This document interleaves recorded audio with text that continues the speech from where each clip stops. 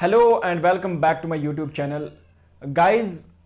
JKSSB ने 2 दिन पहले एग्जाम डेट्स आउट किए हेल्थ और मेडिकल एजुकेशन में जो वैकेंसीज थी उनके लिए।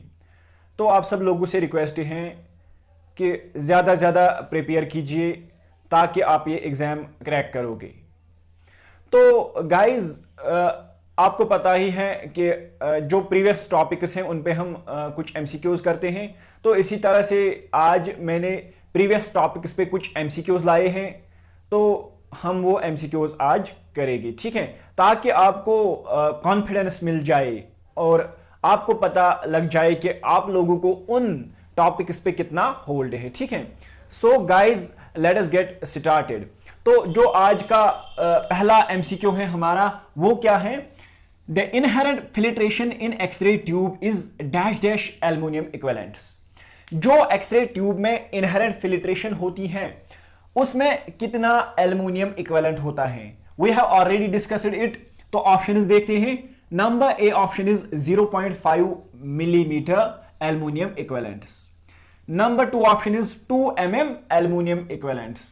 Number C is 0.5 to 1 mm aluminium equivalents and number D is none of these.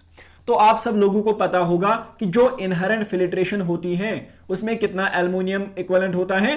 0.5 to 1 mm aluminium equivalent. Now let us move to question number 2। Question number 2 क्या है? Which of the following interaction involve single electron.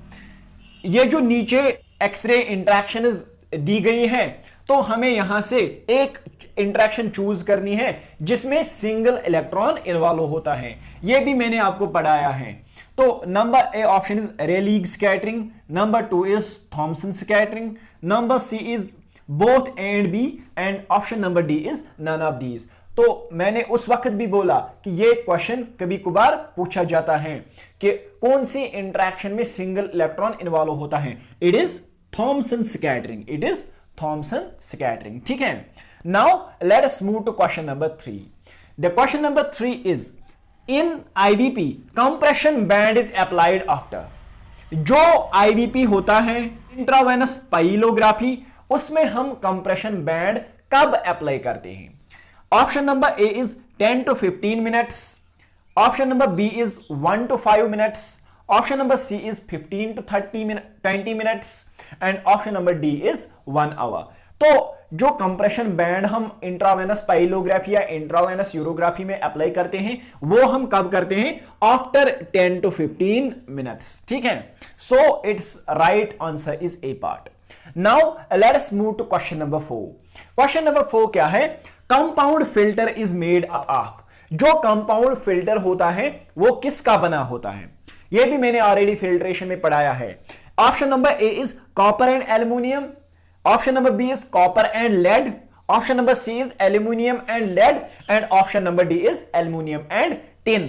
The right answer for this question is A part, copper and aluminum। compound filter किसका बना होता है? Copper और aluminium का, ठीक है। हाँ, now let us move to question number 5। Question number 5 क्या है? Which of the following interactions enhance natural tissue contrast। इनमें से कौन सी इंटरेक्शन ऐसी हैं जो कि एनहांस क्या करती हैं? Natural tissue contrast. Option number A is coherent scattering. Coherent scattering में हमें स्कैटर्ड रेडिएशन मिलती है, ठीक है। Option number B is Compton scattering. Compton scattering में भी हमें स्कैटर्ड रेडिएशन मिलती है, सो लेस टिश्यू कंट्रास्ट।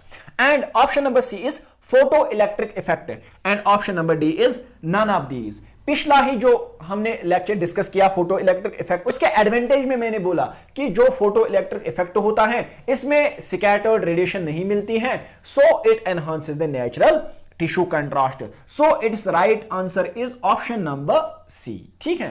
हाँ, now let us move to question number 6। What is question number 6? Which of the following filter material is excellent for low energy radiation. इनमें से कौन सा फिल्टर मटेरियल ऐसा है जो कि एक्सेलेंट, जो कि अच्छा रहता है किनके लिए? लो एनर्जी रेडिएशन। तो अगर आपने फिल्ट्रेशन टॉपिक नहीं पढ़ा है तो प्लेलिस्ट्स में जाइए, वो टॉपिक देखिए, तो ये सारा हमने उसमें डिस्कस किया है। तो क्या क्या ऑप्शन है? Aluminium, copper, lead and nickel. It's right answer is aluminium. It's right answer is aluminium.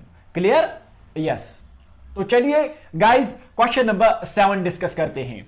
What is the term used for film taken after 1 minute of contrast media injection in intravenous pyelography?